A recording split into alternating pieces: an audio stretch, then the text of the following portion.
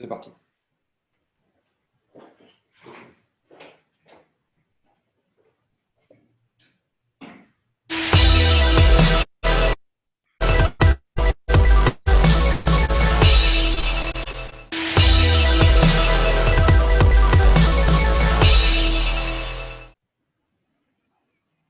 Bonjour à tous, bienvenue à cette table ronde.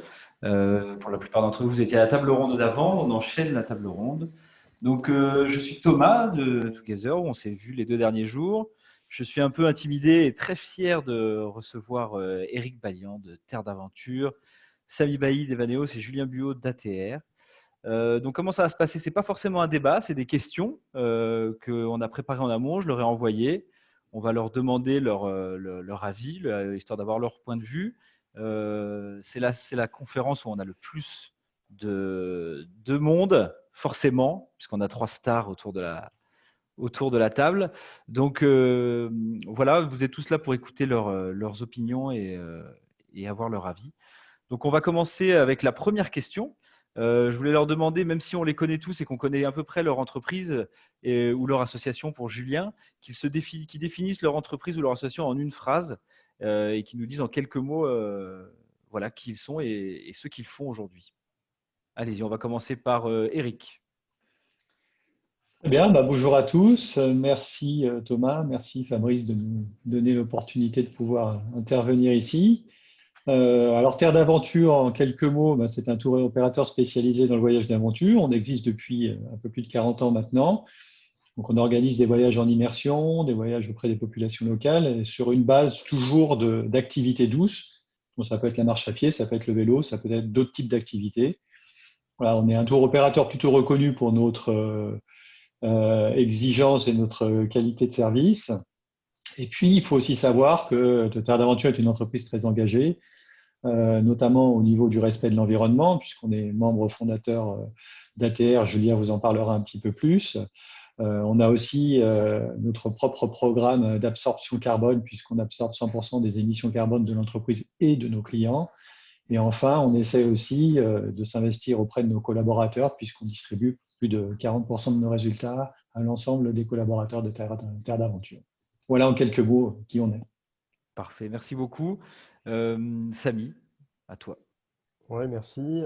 Merci beaucoup au grand bazar d'inviter Evaneos.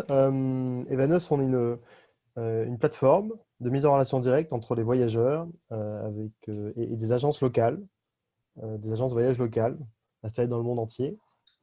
On les sélectionne, on s'en porte garant et elles composent des voyages sur mesure variés pour tout type de clients. Voilà, on est présent sur 160 destinations, on est sur une dizaine de marchés maintenant. Le marché français, c'est plus que la moitié notre activité. Le reste, c'est le marché espagnol, italien, allemand, un peu d'anglophone aussi, et du néerlandophone depuis quelques mois. Voilà, on passe beaucoup de temps à sélectionner nos réceptifs, nos agences locales, comme on les appelle. On aime qu'elles soient, on va rentrer plus dans le détail, mais engagées, en particulier responsables, et également à l'aise pour converser avec un client en direct, en B2C. Voilà, on a 10 ans d'existence maintenant, donc on fait partie des anciens, presque. Et voilà, on est 200 salariés, un peu moins maintenant, et on résiste à cette crise particulière qu'on est en train de vivre tous ensemble. Merci beaucoup. Julien, à toi. Bonjour à toutes et tous. Donc Julien Buot, je dirige l'association Agir pour un tourisme responsable depuis 2014. Donc c'est avant tout une association qui a été créée en 2004 par les agences d'aventure françaises et qui ont souhaité se mettre autour de la table pour agir ensemble pour un tourisme responsable. Alors ça, c'est l'association. Et puis, on est aussi un label qui garantit aux entreprises entre elles, mais aussi à leurs collaborateurs, à leurs fournisseurs, ainsi qu'à leurs clients, aux journalistes, à tous les observateurs, que ce qui est dit est fait et ce qui est fait est dit. Et l'intérêt du label, c'est aussi d'avoir défini ensemble les critères du tourisme responsable et puis travailler de manière collective ce qu'on entend par tourisme responsable et comment on organise un petit peu l'ensemble de la profession pour qu'elle se mette sur ce chemin-là avec des bornes qui peuvent bouger. Hein. C'est un label qui se veut vivant. On sera peut-être amené à en parler, mais voilà, c'est à la fois une association et un label. Juste pour avoir une idée, vous avez combien d'adhérents aujourd'hui? Alors, on est passé en 6 ans d'une dizaine d'agences d'aventure à 60 adhérents, dont 50 qui sont potentiellement labellisables. Il y en a une dizaine qui sont des membres associés, qui sont des structures qui sont à nos côtés, des acteurs de la distribution, des structures comme Air France, qui n'ont pas vocation à être labellisées. Mais c'est vrai que 50 de nos 60 adhérents sont en train de préparer le label. Et il y en a 15 à ce jour, 16 qui sont titulaires du label et qui sont contrôlés chaque année par EcoCert Environnement. D'accord, merci. Du coup, je continue avec toi, Julien, pour passer à la question suivante. Quelle est un peu l'actuel… Enfin, là, on vit une crise, la crise du millénaire, je pense, une crise unique. Comment vous réagissez? Comment ATR réagit face à la crise? C'est quoi les actualités et vos plans pour les prochains mois, voire pour les prochaines années? Est-ce que ça a redéfini votre stratégie et si oui, comment? Déjà, on vient de se réunir en séminaire. Chaque année, il y a un moment important dans l'association, c'est la réunion de l'ensemble de nos adhérents au vert en France sur un des territoires nationaux et un de nos adhérents qui nous accueille. Cette année, c'était la Balaguère. Donc, il se trouve que le fondateur de la Balaguère, Vincent Fonvieille, est aussi le président de l'association.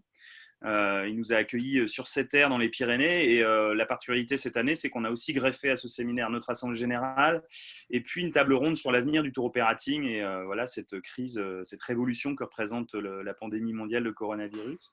Et on a pu constater en effet que c'était plus qu'une crise, quoi. C'était une vraie révolution, qu'elle nous touchait directement, mais aussi indirectement, et qu'on était aussi à un moment où il y avait de plus en plus d'entreprises qui mettaient ce sujet finalement enfin au-dessus de la pile.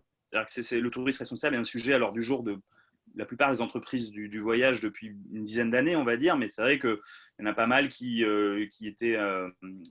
mettaient ce sujet-là un peu en dessous de la pile, et c'est vrai que paradoxalement, elles ont du temps, les entreprises, pour se mettre enfin autour de la table, et donc on a accueilli là une vingtaine d'entreprises là depuis quelques mois, donc on est passé de 40 à 60 adhérents en un an. Ouais.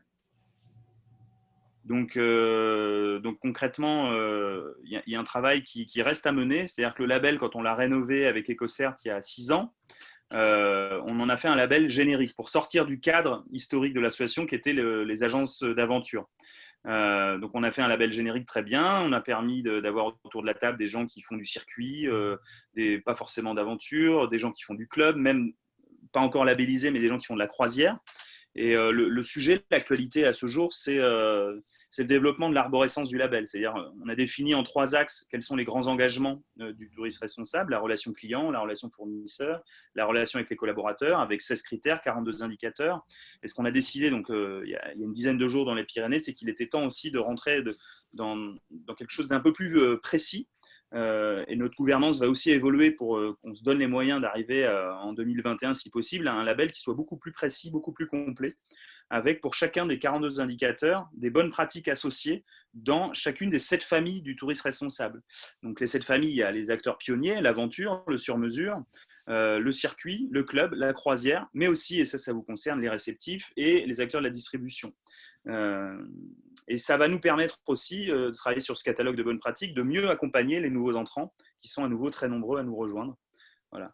Et puis, alors l'actualité, elle a aussi été marquée, on en parlait en off tout à l'heure, par un autre événement qui a eu lieu la semaine dernière dans l'Aube, à Troyes. C'est les universités du tourisme durable. Il se trouve qu'à TR, on s'est aussi investi dans un collectif beaucoup plus large qui est composé, au-delà des tours opérateurs, des collectivités locales, des offices du tourisme, des bureaux d'études, des médias, qui s'appelle Acteurs du tourisme durable, et qui a réuni la semaine dernière, c'était aussi une gageure de le faire dans ce contexte actuel, de 250 personnes pendant 2 jours à Troyes dans l'Aube pour débattre sur le fait que la question qui était posée, c'est: est-ce que le tourisme, c'est finalement pas un accélérateur de la transition? Aujourd'hui, on accuse beaucoup le tourisme de pas mal de maux, et l'idée, c'est aussi de renverser un peu la situation en disant que ça fait aussi partie de la solution, d'emmener des gens en voyage. Voilà, je ne vais pas être beaucoup plus long, mais on a un gros travail, c'est qu'on a beaucoup corrigé, enfin notre gros travail, notamment sur le climat, ça a été de corriger les vices du tourisme. Il est peut-être temps aussi de rappeler toutes les vertus et essayer de mieux les valoriser, les vertus pacifiques, les vertus en matière d'emploi, en termes de protection de l'environnement. J'ai publié une tribune récemment dans l'Éco touristique où je parle de la catastrophe que représente aussi l'arrêt du tourisme dans un certain nombre de destinations, où sans le tourisme, l'environnement est encore plus menacé. Voilà. Ok, merci beaucoup. Eric, on va passer à vous. Ouais, donc la question, c'est quelle est l'actualité La question, pour nous? c'est en gros, Ouais. j'imagine que suite à tout ce qui se passe en ce moment, vous êtes obligé d'imaginer le futur différemment, d'essayer d'adapter ce Bien que vous sûr. faites et comment vous l'adaptez et comment vous imaginez l'adapter pour les prochains mois, prochaines années. Bon, bah, écoute, sans surprise déjà, Terre d'Aventure vit la même crise que tout le monde, hein. Donc, on aura une très grosse baisse d'activité en 2020 et en conséquence une activité fortement réduite de l'ensemble de nos équipes, bien sûr. Alors, dans ce tableau assez noir, je dirais qu'on a eu malgré tout un peu d'activité, même beaucoup d'activité sur des destinations comme la France ou quelques destinations européennes. Ça a été le cas un peu de l'Italie, un peu de l'Espagne, mais cela ne compensera pas et de loin l'ensemble de l'activité qui n'a pas pu avoir lieu sur toutes les autres destinations. Alors, dans les prochains mois, qu'est-ce qu'on essaye de faire? Déjà, on essaye de se battre tous les jours pour faire partir les quelques groupes et les quelques clients que nous avons. On a un groupe de clients qui revient de Tanzanie et on était vraiment content de pouvoir le faire partir. Et eux étaient vraiment ravis de pouvoir aller dans les parcs et au Kilimandjaro sans personne, parce que c'est quand même une vraie expérience de voyage particulière et vraiment, vraiment, vraiment sympa à vivre en ce moment. Et on essaye de faire partir ces groupes, même si on perd de l'argent, parce que là, l'objectif est de mettre un peu d'activité chez tout le monde, chez nos collaborateurs, mais aussi chez les réceptifs, parce que je pense que vous aussi, vous en avez beaucoup besoin. Et donc, si on peut contribuer à ce minimum d'activité, on essaye de le faire en tout cas. Voilà, et puis pour le futur à moyen terme, je dirais qu'on était nous déjà très présents sur la France et l'Europe. Donc il est clair qu'on continuera de renforcer nos offres sur ces destinations qui, malheureusement, en tout cas, dans les 3, 6 à 8 mois, risquent de continuer à être plébiscitées par les clients puisque les destinations long courrier restent quand même majoritairement non accessibles. Et puis, je pense qu'on a la chance, parmi les intervenants qui sont ici, d'être dans un type de tourisme qui est celui qui sera plébiscité demain, le tourisme respectueux de l'environnement, le tourisme outdoor, le tourisme d'aventure. Donc, moi, je suis persuadé que dès que la crise sera passée, on repartira plus fort qu'on l'était avant, parce que justement, ce type de tourisme est certainement celui qui sera le plus en vogue dans une ère post-Covid. D'accord, donc en gros, en ce moment, vous êtes plus on va dire, vous n'avez pas refondu totalement forcément la production de vos voyages ou revu forcément la stratégie de Terda. Vous êtes, On fait des adaptations, mais voilà, après vous tenez quoi. sur des marchés ou sur des destinations sur lesquelles on est déjà fortement présent, notamment sur la partie France et Europe. Ouais. Ok, merci. Samy, à toi? Ouais, merci. Bon, évidemment, Evaneos très impacté comme tout le monde, hein, comme tous les acteurs. Encore plus impacté que certains parce qu'on a historiquement 85% de notre activité qui est en long courrier. Parce que plus les destinations sont lointaines, plus le modèle Evaneos est pertinent. Du coup, on a fait un gros travail ces derniers mois de redéveloppement de l'offre sur les destinations plus proches, l'Europe, évidemment. Et on en parlera peut-être tout à l'heure. On cherche d'ailleurs des réceptifs, des DMC pour nous accompagner dans ce développement un peu plus régional, on va dire. Après, il n'en demeure pas moins que les destinations lointaines se réouvrent progressivement. Il faut dire ce qu'il y a. Il y a quelques destinations qui se réouvrent. On le suit au jour le jour. Panéos. Oh, Je m'entends très mal. Je sais pas si c'est moi. il y a un petit souci. Je vais voir qui c'est. Non. Hop là. Peut-être un micro ouvert. Non, ça a l'air de. C'est bon? Revenir, c'est bon. C'est bon, ok. Je dis voilà, on suit les destinations qui se rouvrent progressivement. Du coup, est-ce que ça modifie notre stratégie? Non, pas forcément. On va dire que ça la décale dans le temps. Ça décale notre ambition dans le temps. Et on considère qu'on était déjà sur un tourisme différent, sur un tourisme plutôt privatif, plutôt hors des sentiers battus, qui prend de plus en plus de sens avec la crise qu'on traverse actuellement. Donc l'enjeu, voilà, c'est d'accepter de décaler cette ambition de quelques mois, pas plus je l'espère, mais effectivement de continuer à proposer cette même expérience très forte aux voyageurs qui réservent en direct avec des agences locales à travers le monde entier, y compris en long courrier. Ok. Merci beaucoup. On a donc, comme tu le disais, Samy, hein, on a pas mal de réceptifs qui sont là aujourd'hui à vous écouter, sûrement tous inquiets de l'avenir aussi et qui se demandent comment ils pourraient, comment doit être le réceptif de demain pour pouvoir travailler avec vous dans les prochains mois, dans les prochaines années, parce que j'imagine que même si vous allez forcément garder vos partenaires historiques, vous allez sûrement aussi chercher des nouveaux partenaires et vous voyez, j'imagine, tous les réceptifs qui essaient de se réinventer en ce moment, qui réfléchissent aussi de leur côté à réfléchir au voyage de demain. Si moi je suis réceptif et que je veux travailler avec vous, peut-être que ça n'a pas changé par rapport à avant, vous allez me le dire. Si je veux travailler avec vous dans les prochains mois, prochaines années, c'est quoi pour vous le réceptif idéal? Et la question se pose, je pose surtout la question à Eric et Samy. Je poserai une autre question à Julien là-dessus. Euh, donc, si je suis réceptif, c'est quoi le meilleur réceptif pour vous, le réceptif idéal pour travailler avec Evaneos et Terre d'Aventure? Samy, Je commence. vas-y. C'est évidemment un réceptif qui est installé à destination, ça va de soi. Et quand je dis installé, c'est un réceptif qui a l'ensemble des licences, assurances pour opérer normalement à destination. C'est un réceptif qui a la volonté de traiter en direct avec un client, avec toute l'exigence que ça entend, en termes de réactivité, en termes de discours commercial. C'est un réceptif qui est prêt aussi à utiliser l'ensemble des outils qu'on a développés nous chez Vaneus. On a développé ce qu'on appelle une travel suite qui intègre un trip planner qui permet de construire des itinéraires, une plateforme de paiement, un request manager qui permet de suivre l'ensemble des avancées, un genre de CRM qui permet au réceptif de suivre l'ensemble de ces dossiers. Voilà, il faut que ce soit quelqu'un qui joue entre guillemets un petit peu le jeu de l'ensemble des outils qu'on est en train de déployer parce qu'on est persuadé que c'est des outils qui permettent à tout le monde de gagner en efficience. Voilà, ça c'est pour la partie, on va dire, technique, commerciale. Et puis, et sur la partie environnementale, c'est un récif très engagé. C'est clair que c'était déjà le cas avant, ça l'est de plus en plus. Je pense que la crise nous pousse aussi, nous, comme d'autres acteurs, à être de plus en plus sélectifs.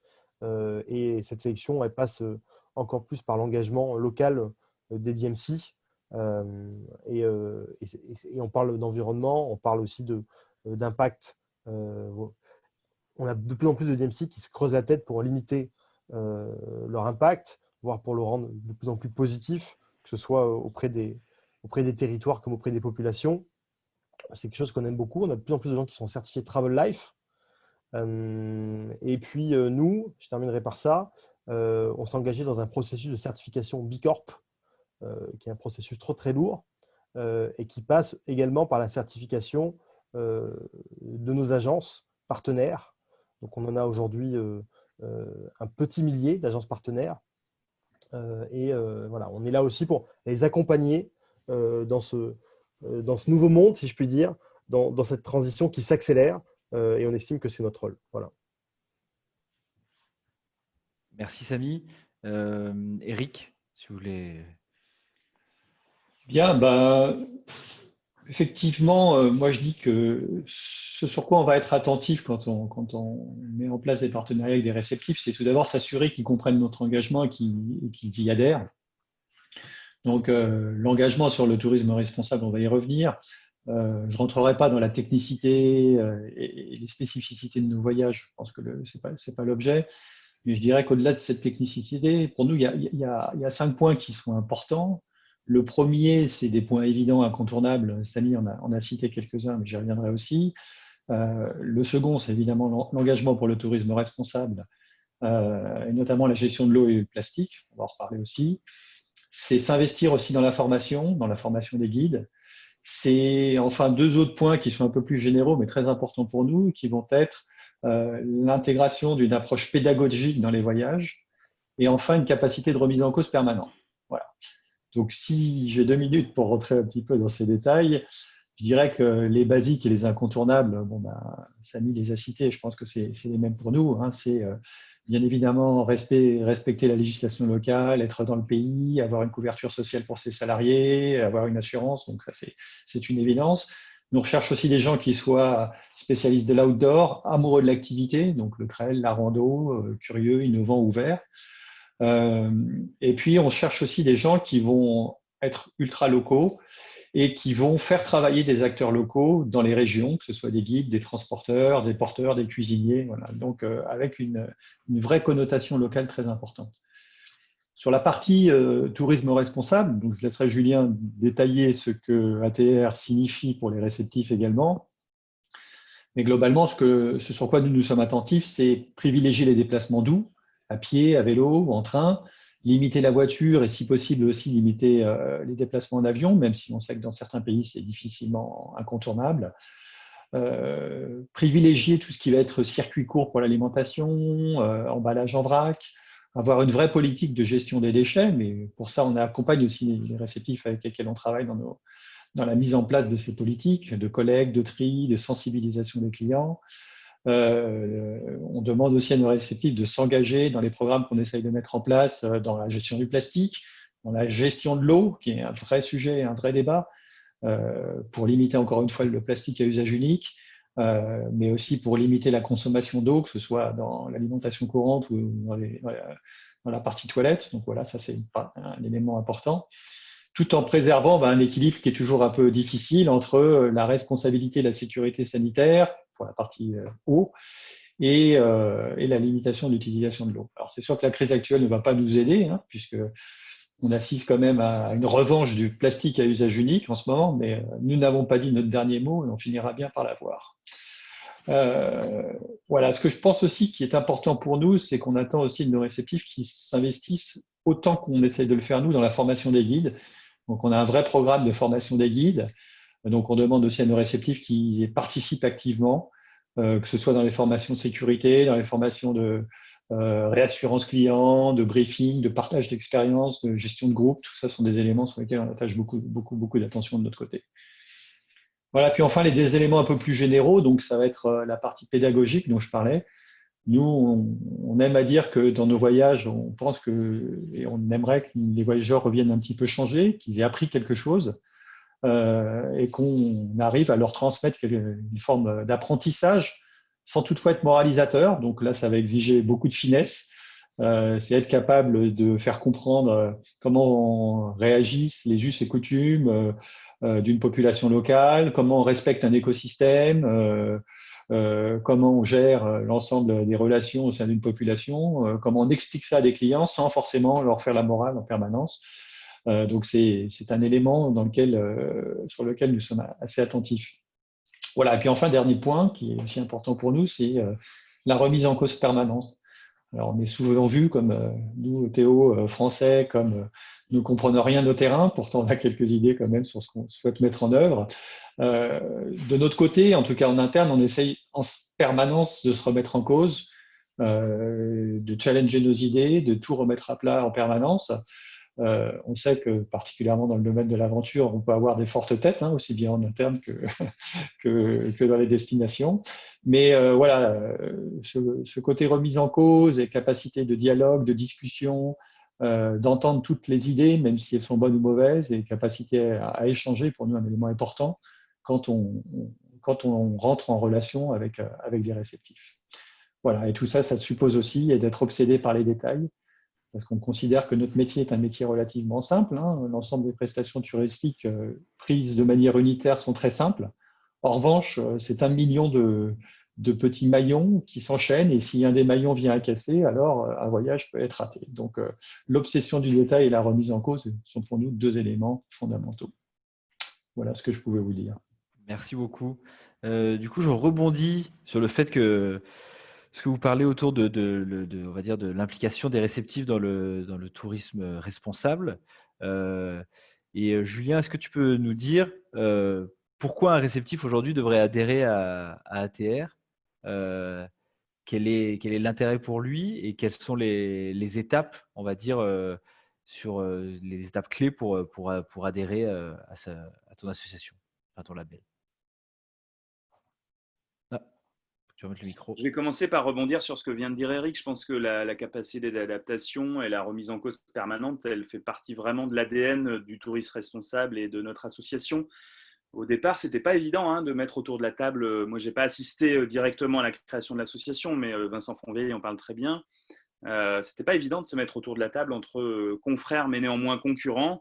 Et le succès de l'association, ça a été aussi de réussir à mettre ces gens autour de la table pour se dire que finalement, on avait tous intérêt à améliorer la qualité des prestations. Et on partage tous une planète qui paraît très grande, mais qui est en fait très, très petite. Et il suffit qu'il y en ait un maillon, c'est-à-dire un confrère qui fasse du tourisme pas très responsable pour que l'ensemble de la filière puisse être remise en cause, voire même la qualité de la destination et son attractivité défaillir. Donc, c'est un intérêt bien compris de l'ensemble des acteurs de la chaîne de se mettre autour de la table, en fait. C'est avant tout, avant d'être un label, c'est vraiment une association. Alors après, pour répondre à la question, nous, c'est une question. Enfin, la place des réceptifs, elle est évidemment déterminante, mais la place des réceptifs dans l'association, elle a été posée à plusieurs moments de l'histoire de l'association, en 2008-2009, au moment de la création, peut-être certains s'en souviennent, des fiches pays, pour essayer de décliner de manière très précise, pays par pays, quels étaient les engagements du tourisme responsable. Alors, malheureusement, ça n'a pas complètement abouti, ce chantier-là, mais c'est vrai qu'en 2015, on s'est reposé la question de la place des réceptifs dans l'association ATR, et là, on l'a soldé en disant, mais nous, on assume que nous ne sommes qu'une association française, et sont bienvenues toutes les entreprises du voyage qui seraient immatriculées. Donc, je dirais que bienvenue aux réceptifs qui veulent assumer leur statut de tour opérateur, qui veulent commercialiser en direct sur le marché français, mais même droit, même devoir. Donc, aujourd'hui, ne sont pas acceptées dans l'association des structures qui ne seraient pas immatriculées. Par contre, on est très intéressé par le travail avec l'ensemble des parties prenantes et le travail que mènent nos membres avec leurs fournisseurs. Puisque parmi les critères importants de notre grille d'évaluation, je vais en retenir peut-être 3-4 des critères, mais il y a la question évidemment de la relation avec les fournisseurs, mais il y a aussi la question du traitement des retours clients. Et un bon retour client, c'est aussi un retour qui est partagé, mutualisé avec les réceptifs. Et c'est vrai que cette question-là, elle est vraiment au cœur de notre référentiel. C'est comment, évidemment, on invite les clients à être partie prenante sans les culpabiliser, comme le disait Eric. Et nous, on fait aussi beaucoup de formations qui ne sont pas réservées à nos adhérents. Et on insiste beaucoup sur le sujet de la communication. Comment aborder le tourisme responsable avec toutes ses parties prenantes, avec ses clients, ses fournisseurs, ses équipes. Mais c'est vrai que la manière de traiter le sujet avec ses clients, il est important, et il est d'autant plus important au retour des voyages. Parce que finalement, agir pour un tourisme responsable, c'est commencer par écouter ce qu'ont à nous dire les clients, comment ils ont pu vivre d'éventuelles distorsions entre l'engagement à agir pour un tourisme responsable et ce qu'ils ont pu vivre dans leurs expériences de voyage. Et c'est la capacité à répondre aux clients qui seraient mécontents sur cette dimension de leur voyage qui va faire qu'on agit pour un tourisme responsable. Et évidemment, ça va être la manière dont on va partager ces mauvais retours clients en matière de tourisme responsable avec ces réceptifs, et comment on va remonter l'information et les écarts avec les réceptifs, et comment on va répondre aux clients en lui expliquant que voilà, merci, on a eu besoin de votre vigilance pour corriger et améliorer de manière continue le process de fabrication du voyage. Donc c'est vrai que ça, c'est le critère sur lequel moi j'insiste beaucoup lors des formations à la fois des tours opérateurs, mais aussi de n'importe quelle entreprise du voyage qui nous sollicite. C'est ce critère-là. Alors après, on a décliné, il y a deux des trois chapitres, il y a un des trois chapitres de notre référentiel qui repose entièrement sur la nature des relations entre le tour opérateur et ses fournisseurs. Et c'est clair qu'après, nous, on vous invite aussi réceptifs à travailler avec vos propres fournisseurs, les guides, les entreprises de transport, les hôtels. Et là, il y a encore un gros travail à mener pour mettre en place une cartographie des acteurs du tourisme responsable à l'échelle de vos destinations. Nous, on est en dialogue aussi avec nos confrères en Italie, en Espagne, en Allemagne, en Angleterre, et à l'échelle internationale, je ne sais pas si vous êtes au courant, mais il y a un Conseil mondial du tourisme durable qui est chargé d'accréditer l'ensemble des labels de tourisme durable. Donc nous, on a un partenariat avec Travel Life entre autres, mais c'est vrai que c'est aussi important de pouvoir à chaque échelle avoir des cautions en quelque sorte. Ça suffit évidemment pas. au-delà des cautions que peuvent apporter des labels, je pense qu'il faut se mettre en réseau. Je pense qu'il faut faire la preuve à travers un certain nombre de bonnes pratiques de l'engagement de l'entreprise. Mais c'est vrai que c'est voilà, ATR, c'est en tout cas nous on assume que c'est un label français pour un public français, pour des tours opérateurs français à ce jour. Mais la question de l'hybridation, enfin du dialogue avec les acteurs de l'ensemble de la chaîne, que ce soit les réseaux ou les réceptifs en direct dans les destinations, il est essentiel. Donc Ça me permet de voilà, en rebondir gros, là-dessus. Vas-y, Julien. Vas-y, je t'en prie. non, mais en gros, clairement, nous, on assume qu'on est un label et une association de tour opérateurs français. Donc, les réceptifs qui souhaiteraient venir commercialiser en direct, je ne sais pas si c'est le cas, je crois que c'est le cas d'un certain nombre d'entre vous, bienvenue, mais faites-vous immatriculer et vous serez les bienvenus. Et on a plusieurs cas d'école. On a Chanty Travel qui vient de nous rejoindre, qui en a fait la démonstration. Et puis, on a un groupe de travail depuis quelques années qui travaille sur les spécificités de l'activité de réceptif dans le cadre du label ATR. Alors c'est vrai qu'on s'est concentré sur en fait les réceptifs français. C'est le cas de la Balaguer, c'est le cas de la Chamina, c'est le cas de Visit West, et on a un collectif aussi de réceptifs français qui s'appelle France DMC Alliance, avec qui on travaille aussi, qui est membre associé de notre association, sur les spécificités du tourisme responsable dans l'activité de réceptif, quoi. Avant de passer aux questions, merci Julien, avant de passer aux questions des auditeurs, ça fait un peu animateur radio, mais bon, c'est l'impression que ça donne. Juste une question, c'est vrai que on voit vous engager, même si Terda, vous étiez engagé depuis longtemps, dans les labels, etc. Evaneos, vous commencez à renforcer tout ça. J'imagine que tous les trois, vous sentez quand même que pour le futur, les clients attendent ça, que vous ayez des labels un peu renforcés autour d'un tourisme plus responsable et plus durable. Est-ce que les réceptifs doivent s'attendre de votre part en tout cas pour ce qui est de Terdav et d'Evaneos, et sûrement appuyé, j'imagine, par ATR, c'était d'où ma question, c'était est-ce que les réceptifs doivent s'attendre à ce que vous soyez plus exigeants sur certains critères dans le futur? Est-ce qu'eux, ils doivent commencer à entamer certaines démarches? Si oui, lesquels? Parce que forcément, tous ces labels, ils nécessitent que vous soyez, que les fournisseurs soient aussi, on va dire, responsables que les TO. Est-ce que du coup, les réceptifs doivent s'attendre à quelque chose? Si oui, à quoi? Et comment ils pourraient travailler dans les prochains mois là-dessus pour répondre aux critères d'exigence que vous aurez dans les prochains mois? Rapidement, moi, je dirais que les tour opérateurs n'ont pas forcément attendu les clients pour s'y mettre. Je pense qu'on a plein d'exemples autour de nous qui ont pris les devants et qui n'ont pas attendu qu'une minorité de clients attendent des critères responsables, etc. Et de la même manière, c'est le parallèle que je veux faire, les réceptifs n'ont pas attendu que les tour opérateurs s'intéressent au sujet pour s'engager. Je pense que c'est important de le préciser, et je pense que nombreux sont les réceptifs qui se reconnaîtront là-dedans. Ils sont quand même au plus près du terrain, c'est pour ça qu'on les a sélectionnés. Ils sont plus près des enjeux, des problématiques quotidiennes. Et c'est aussi en discutant avec eux, je pense Eric, tu seras d'accord avec ça, qu'on identifie les enjeux propres à chacune des destinations qui peuvent être hyper variés, quoi.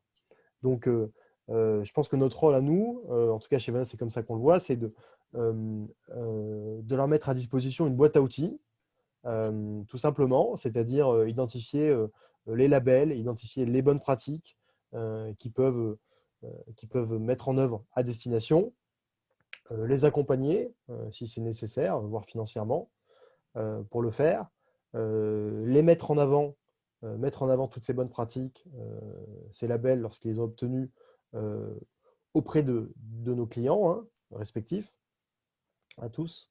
Je pense que c'est vraiment là-dessus qu'on a un rôle, mais encore une fois, ils sont très très engagés.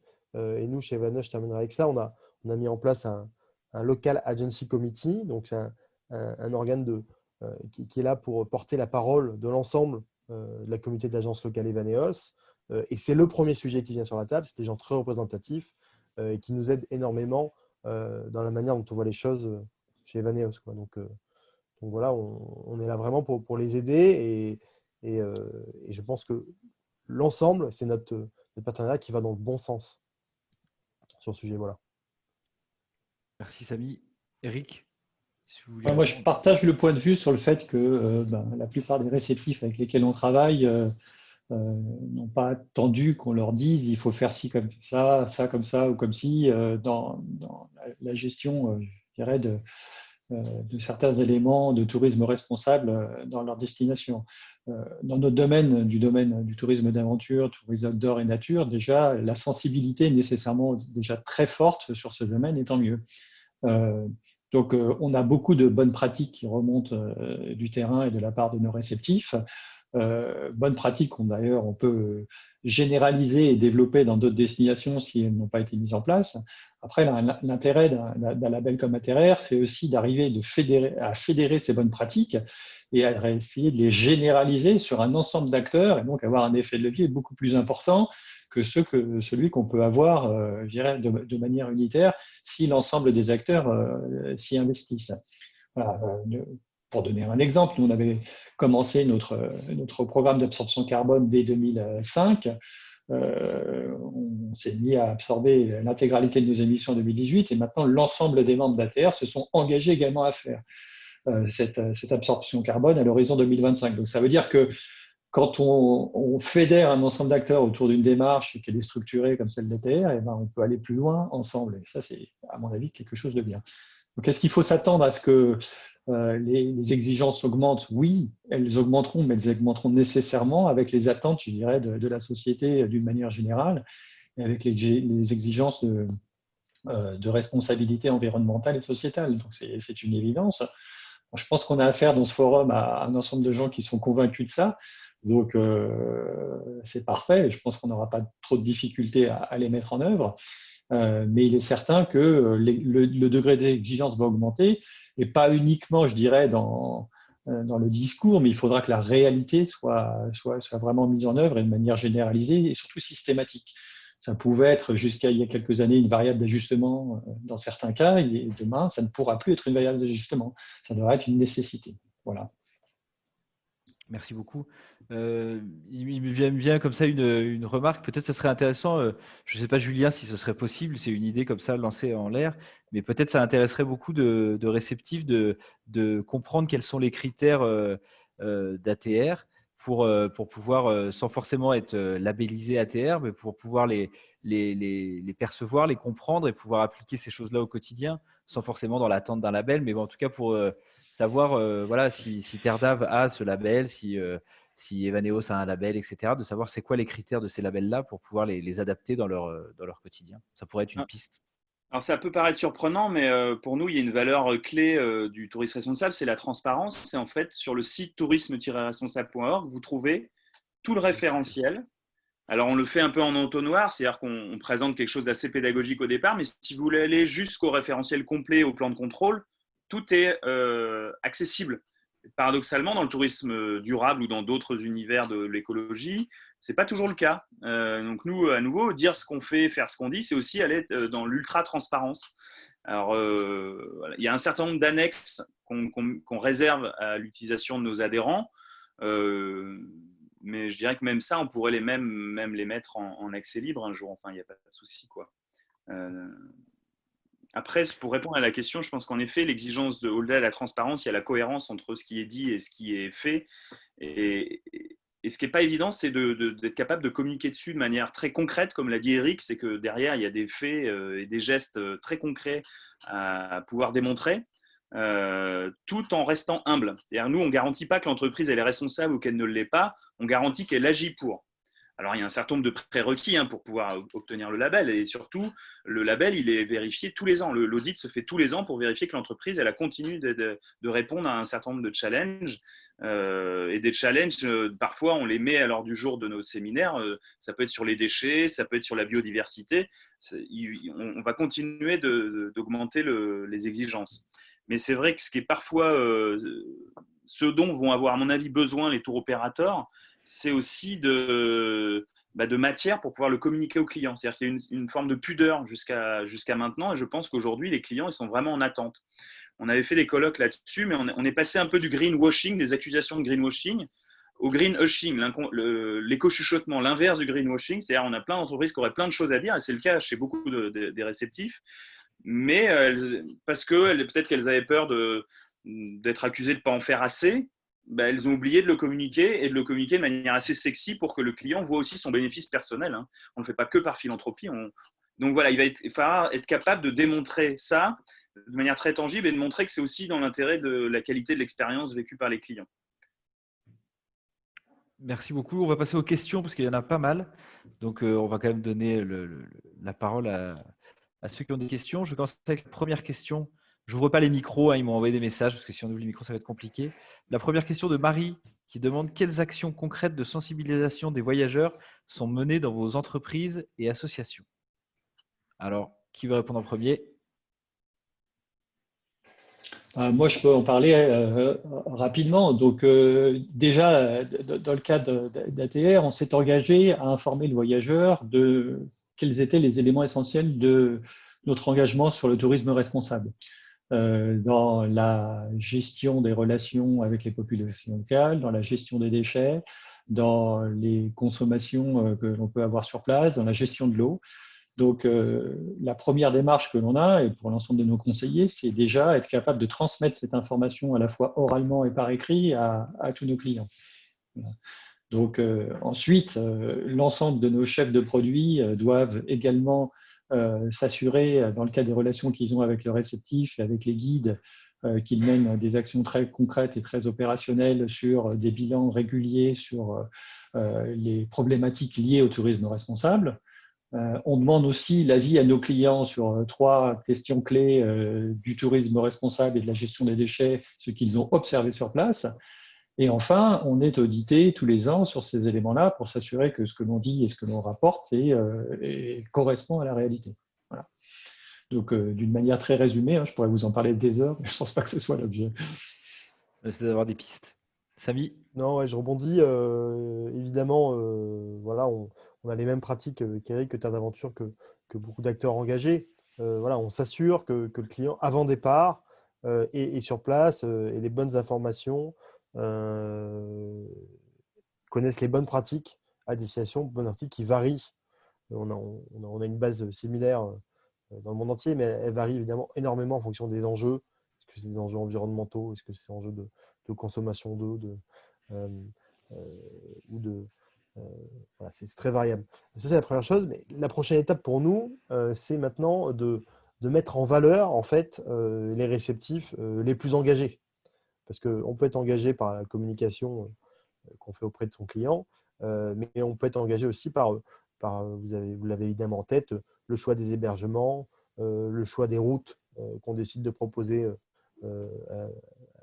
qui sont parfois différentes et avec des retombées qui sont meilleures pour les populations. Donc, on a voilà, des réceptifs qui commencent à être certifiés, des réceptifs qui sont plus creusés la tête que d'autres pour avoir un impact plus positif que la moyenne. Et dans les prochains mois, nous, on va les mettre en valeur sur le site de manière à orienter maintenant la demande vers des gens qui sont allés plus loin que les autres, quoi. C'est notre enjeu sur les prochains mois, là. Merci beaucoup, Julien.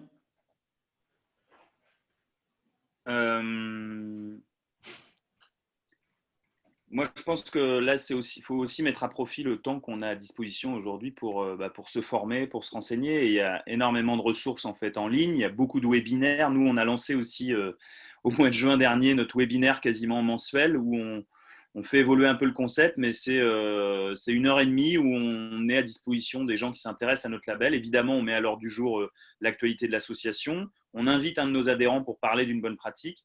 Et d'ailleurs, le prochain aura lieu le 12 novembre sur le retour de notre séminaire sur la question de la biodiversité. Et puis, on répond aux questions des uns et des autres. Il peut y avoir des réceptifs qui participent lors des précédentes éditions.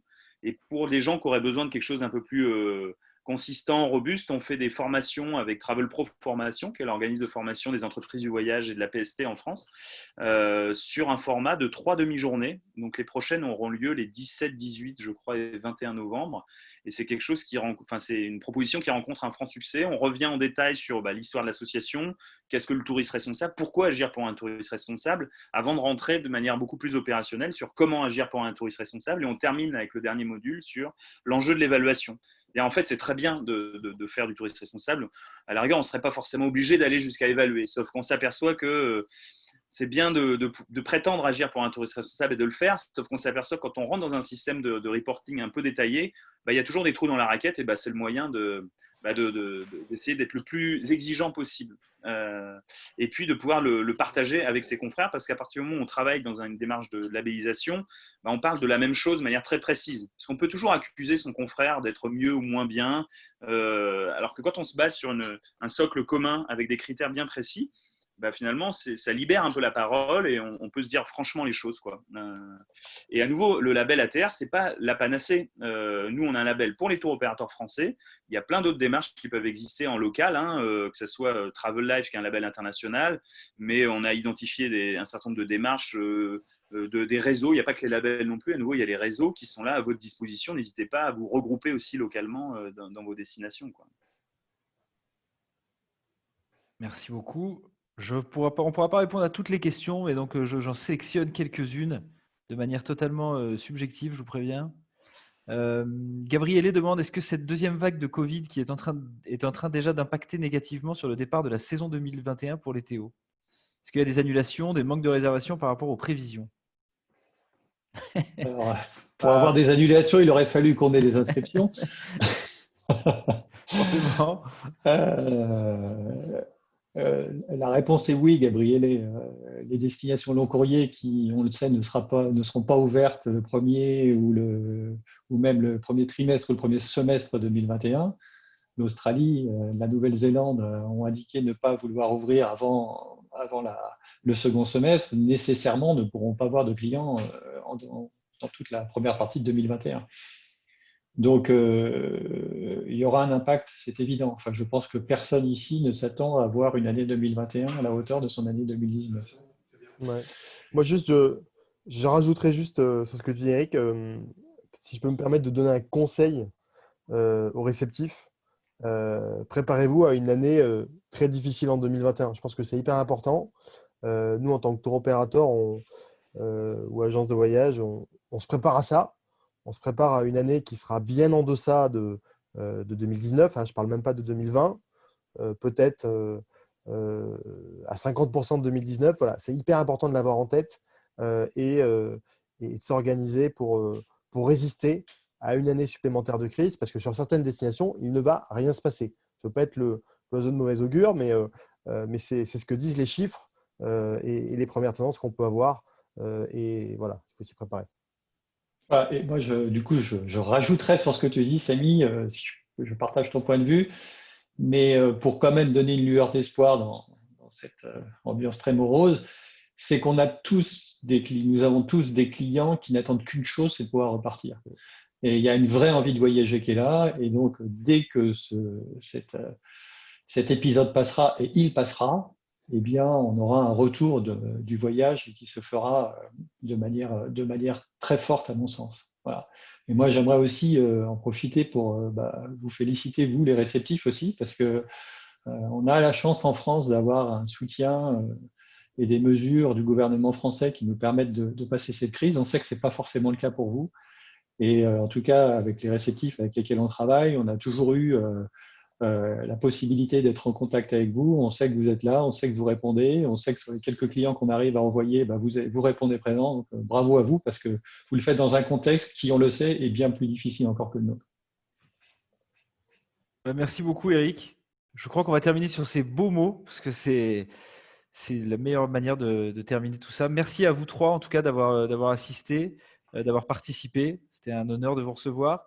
Et puis, pour Merci ceux à qui vous. veulent continuer la discussion, peut-être plus approfondie, n'hésitez pas. On part sur les apéros après. Donc, voilà. Si jamais l'envie vous tente, vous êtes les bienvenus. Vous pourrez voir le replay et puis de toute façon, vous aurez les contacts de nos trois intervenants. Merci beaucoup à tous et je vous souhaite à tous une excellente soirée.